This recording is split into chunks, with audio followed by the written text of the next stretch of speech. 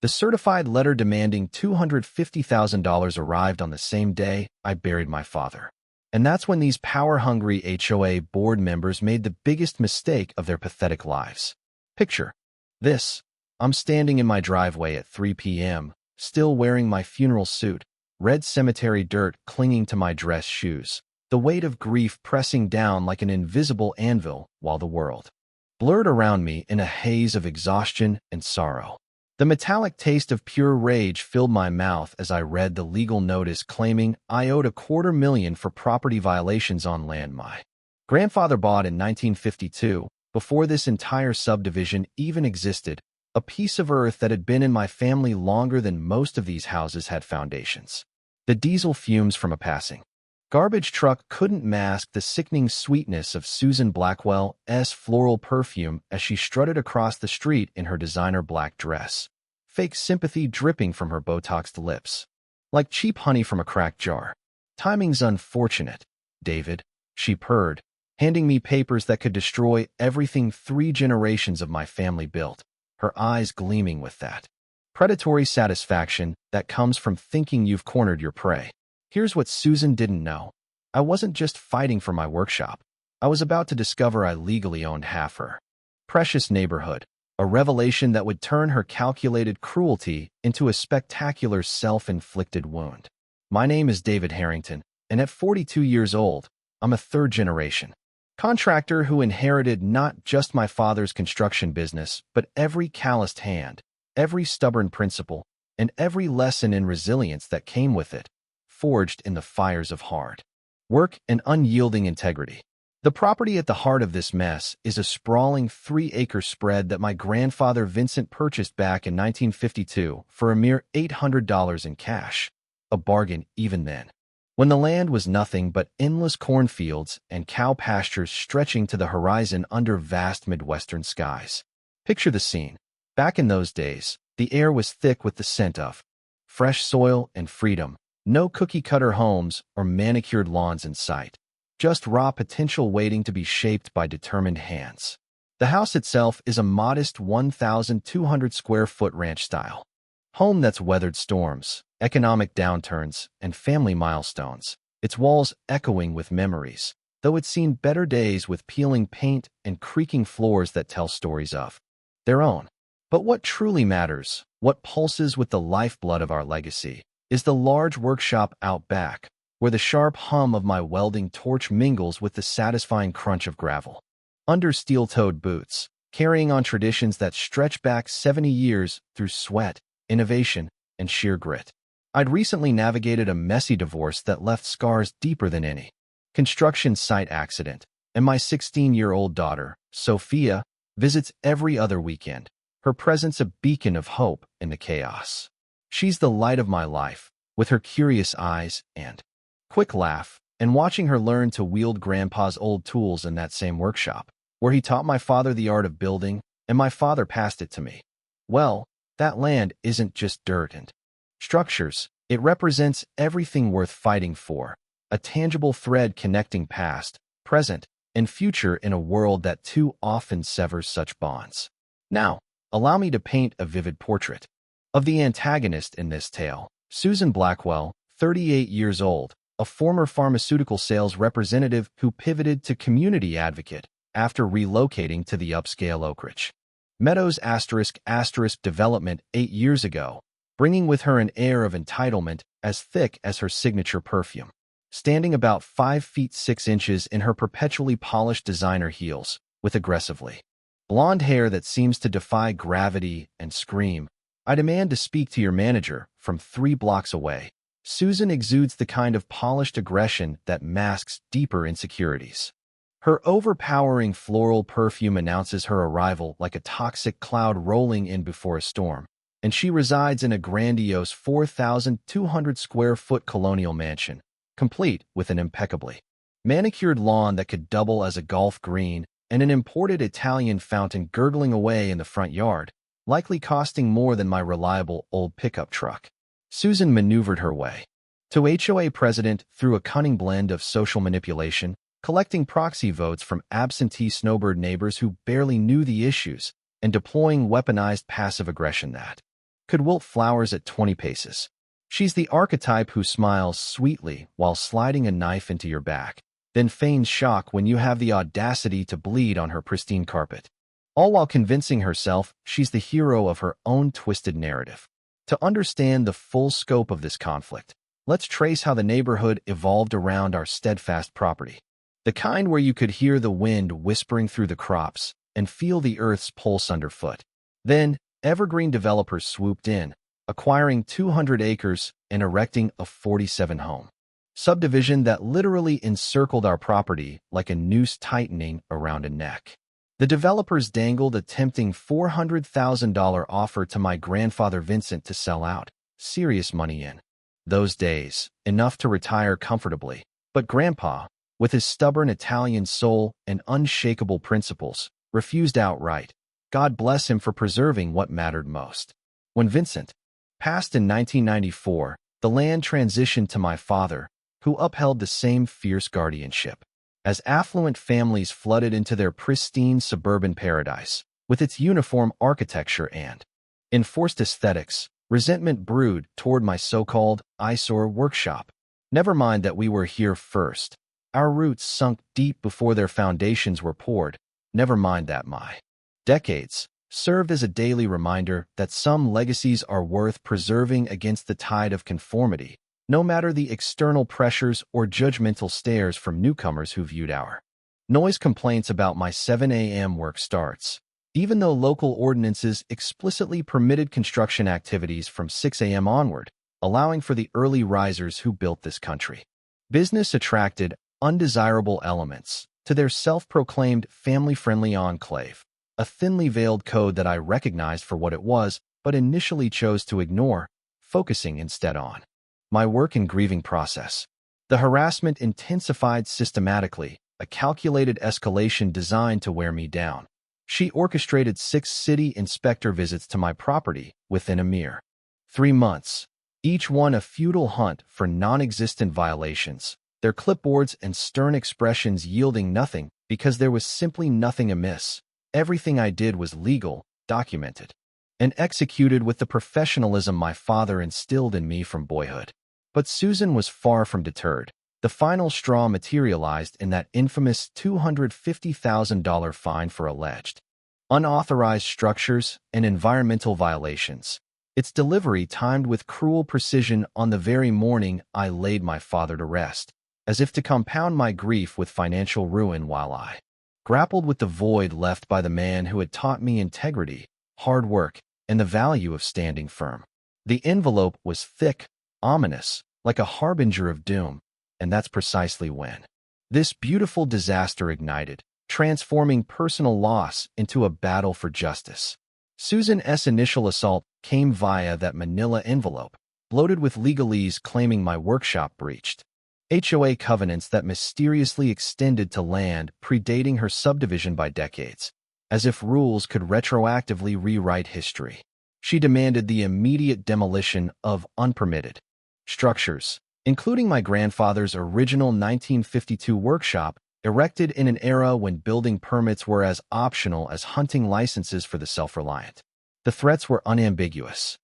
$500 daily fines accruing like interest on a bad loan, plus attorney fees, all with a ticking 30-day compliance deadline that loomed like a guillotine. I could almost hear Susan S.'s smug sigh, echoing from across the street, her home office churning out these documents like a factory of malice, perhaps while she sipped overpriced Chardonnay in celebration of her perceived genius.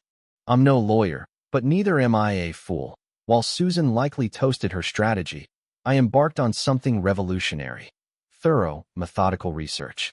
Delving into my father's impeccably organized filing system, he kept receipts dating back to 1975. I unearthed the original 1952 property deed, not some faded copy, but the authentic document, bearing Vincent S.'s meticulous signature, and the county clerk's embossed seal, a relic of authenticity in a digital age. A tip from my contractor buddy Mike, who had faced similar neighborly nonsense years prior, proved pivotal. HOA covenants only bind properties that explicitly signed onto them, and my grandfather never did, as no such association existed then. Our deed preceded Susan S.'s suburban utopia, by 51 years. The faint scent of my father's Old Spice aftershave lingering in his home office like a spectral endorsement as I grasped her monumental legal misstep.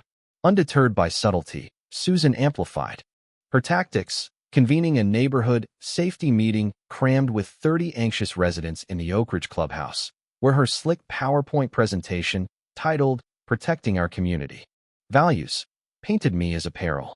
She launched a Facebook group dubbed Oak Ridge Concerned Citizens, flooding it with manipulated photos of my equipment captioned with alarmist rhetoric like industrial hazard in residential zone and property values at risk, stoking fears with masterful propaganda. Her coalition was impressive: Dr. Edward Thompson, fretting over air quality; Linda Hayes, invoking child safety; Richard Collins, pontificating on mortgage woes. Susan S. dog whistle claims about undesirable elements were transparent, but my response was calculated. I gate-crashed their next HOA meeting unannounced, surveyor Mike at my side, unfurling our deed and surveys across their polished conference table, articulating the legal facts with calm precision. Susan dismissed it all with a wave of her manicured hand, alleging Vincent had illegally exempted himself, and the pre-coached board voted 4-1 to forge ahead. My parting shot. Susan double-check your position before this costs everyone dearly. Yet, as Susan reveled in her theatrical dominance, I operated in shadows, photographing each harassment, chronicling every falsehood, amassing a dossier that would envy any courtroom drama. The rough concrete of Vincent's workshop, witness to 3 generations' toil, now bore silent testimony to Susan's impending downfall. Her retort? Escalation in classic form. Engaging Prestige Legal Group, a high-roller firm with $15,000 retainers and attorneys in suits pricier than my truck, dispatching a second notice for forced appraisal and sale, absurdly invoking eminent domain, a telltale sign of her legal naivety. The realization hit hard. This wasn't mere bullying. Susan aimed to pilfer my heritage through intimidation, betting I lacked resources to resist. Little did she know, while she dabbled in checkers, I'd mastered chess over 42 years of life's hard knocks. Her campaign accelerated like a reckless sports car toward a wall. Weekly certified missives demanding surveys, assessments, reports rivaling EPA scrutiny. She accused my 500-gallon diesel tank of federal breaches, overlooking its annual inspections and permits. Complaints flooded county zoning. Petitions garnered 34 signatures for my relocation. Ironic, given my tenure predated their births. My counter, enlisting Emily Carter, a property rights virtuoso recommended by Mike S. Kin, fresh from similar victories. Her mantra, document everything, trust nothing, never sweat, became my creed. Cameras ringed my perimeter, timelines detailed incidents, counterfilings alleged defamation and harassment. Father's bully wisdom rang true. Let them self-sabotage.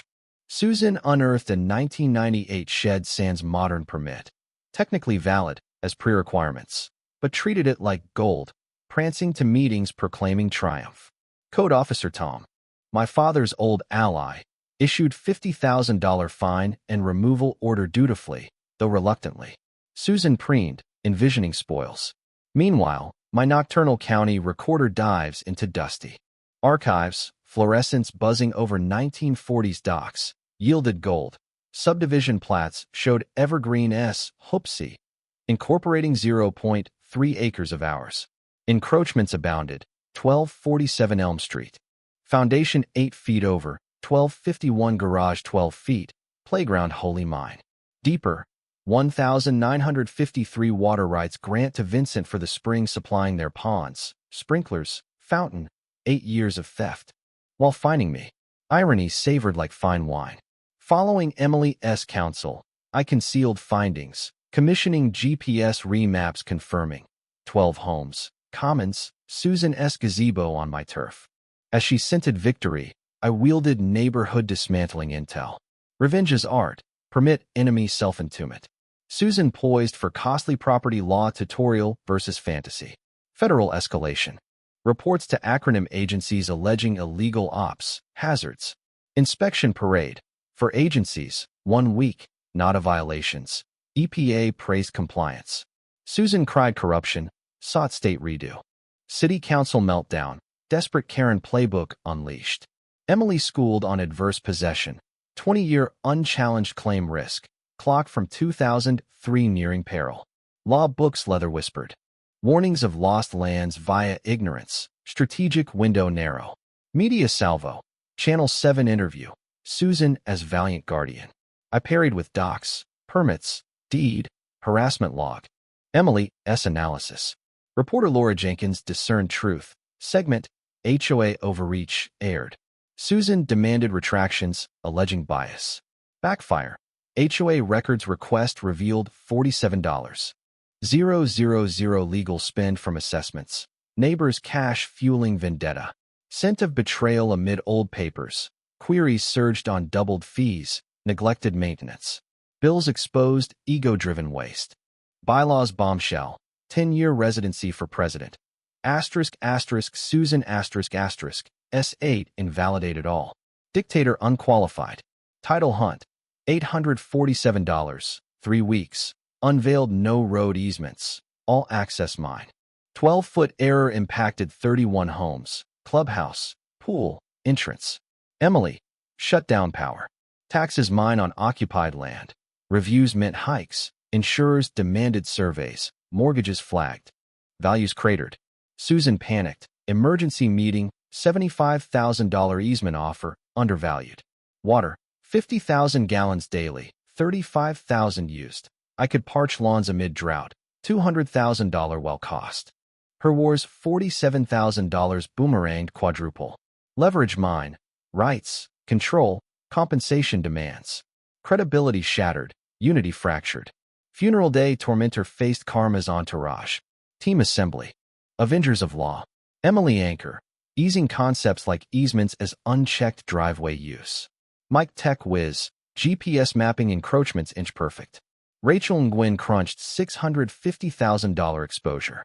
Defense, surveys, water. My $25,000 paled. Offense via costly defense. Greg Kowalski cataloged improvements, timelines. Megan Harris water report, licensing mine. Quiet title. Court resolution, $15,000 to $25,000 per household burden. Nuclear, rent, damages. Water elegance, shutoff threat. Meticulous docs, surveys, flows, photos, filings.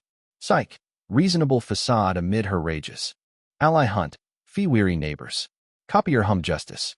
Media coaching. Calm keys on rights. Precedent. Prep trumped desperation. Bully roped self-noosed. Dissent. $500 assessment demand. 23 balked. Patel queried triples. Garcia audited. Dr. Thompson defected. Board bled members. Criminal turn. Cameras nabbed Gary slashing tires. Graffiti. Arrest. Susan spun, investigation. Restraining order, lights upgraded. Bribery, $10,000 to James Reed for condemnation, reported. Papers blared corruption. Funds, $8,000 left post $63,000. Treasurer Paul Jenkins exposed. Chaos. Suits threatened, management fled. EPA cleared, referred false claim, felony. Tip, firing for falsification. Petition, 41 signatures. Allies distanced. Gary charged marriage. Crumbled. PI. $3,000 sleuth, blatant. Debris dump in Richard S. truck. Arrest. Confession. Digital assault. Fakes. Calls. $15K lost. Defamation mounted. Insurers canceled threats. Values dove. War. Fractured friendships. Canceled parties. Policed meetings. Barbecue. 18 attended. Easements offered. FBI on report. Bylaws nuked rain. Vindications silk. Hull. 200 plus packed.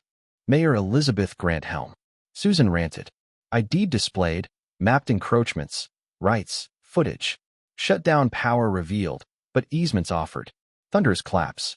Meltdown. Accusations. Escort. Charges. Apologies. Settlements. $85,000. Surveys. Stability. Susan convicted. Probation. $15,000. Gary divorced. Sold loss. Fled. Fountain gone. Board revamped. Transparency. Limits. Advised. Barbecue revived. Sophia. Proud. Business boomed. Fund aided 12. Seminars pack 200 plus. Lessons, verify, document, self-destruct let. Stand matters, heal possible. Grave visits. Legacy thrives. But easements just? Lenient post-theft? Mercy community builder or justice underminer? Maximum deter better? Share HOA horrors. Feature maybe. Mercy versus retribution thoughts? Justice in disputes? Subscribe, like, bell. School scandal next.